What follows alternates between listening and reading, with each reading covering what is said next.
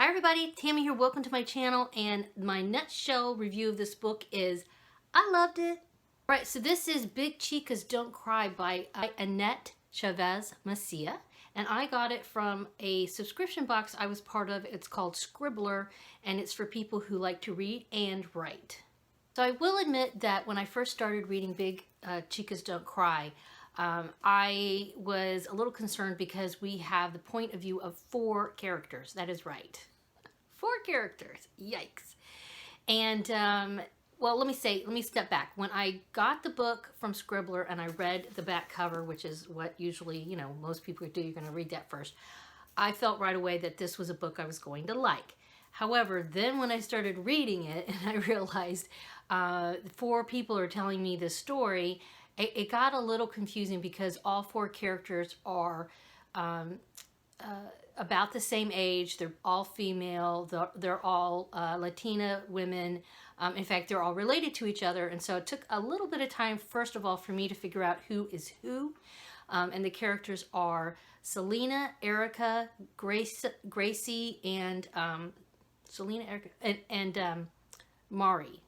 Marisol, they called her, but they go by Mari a lot of times. So anyway, just keeping them figured out who was who at first was a little bit confusing for me, even though, of course, the chapters it's helpful that the chapters actually have each character's name at the beginning of each chapter, so okay, this chapter is the point of view of Mari. But as you're moving into it, here's Gracie. You have to every once in a while kind of go like, wait a minute, who is this person? Eventually, I would say once I got about a third of the way into the book, I was able to figure out who they were. But then I kind of wondered, it just kind of felt to me like it was hard for me to connect everything, even though they are related to each other. Their stories are separate, so it actually felt like I was reading 4 separate books for a little bit of time, and that is why I actually ended up giving this 4 out of 5 stars on Goodread. If I hadn't struggled there in the beginning, I probably would have actually given this a 5 because I really liked it that much. And let me just interrupt here to ask you, and tell me in the comments down below, have you ever started a book and didn't like it, but persevered to the end and were rewarded for that? Let me know what that book was in the comments down below. And I think this is something I need to remember sometimes when I am reading books.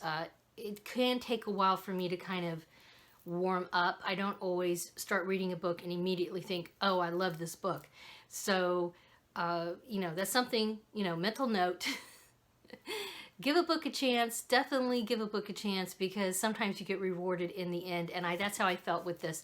Once I've got about actually past the 50% mark, I would say halfway through the book, if not more, then things started gelling a little bit. And also I really cared about the characters too. So honestly, even without the gelling, I wanted to find out what happened to each one of these women. And but then once things started kind of gelling and merging together, the ending for me was very rewarding. Now I will say, if you read some of the reviews on Goodreads, some people didn't like the ending. They felt like it was a little bit unfinished, but I was okay with that. I felt like it was finished. I felt like, I don't give spoilers, but I felt like each of these women's stories were wrapped up enough. But yes, they're still, they're still living their fictional lives, and so things are still going to happen to them. But otherwise, I felt satisfied with the ending.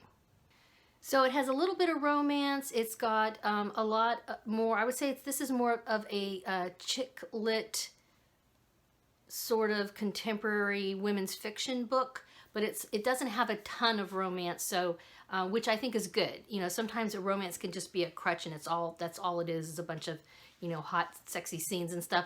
There's a little bit of that in here, so it's it is rated PG. Okay, for those people who would prefer to have a closed door. There's no closed door. It's not all about their sex lives. That is obviously an important part of it, because they are looking for love. They are looking for the right fit, the right person in their lives. But they're looking for other things too, like career fulfillment and how to balance family and, what to do with their future lives, because they're still fairly young women. But yes, this is a book I definitely recommend.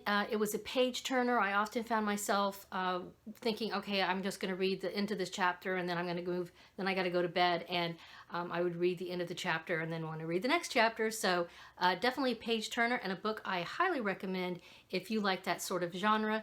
As usual, please give this a thumbs up. Thanks for stopping by. Please subscribe, hit the bell icon for notifications, and thank you for stopping by to see what's on my bookshelf. Bye-bye.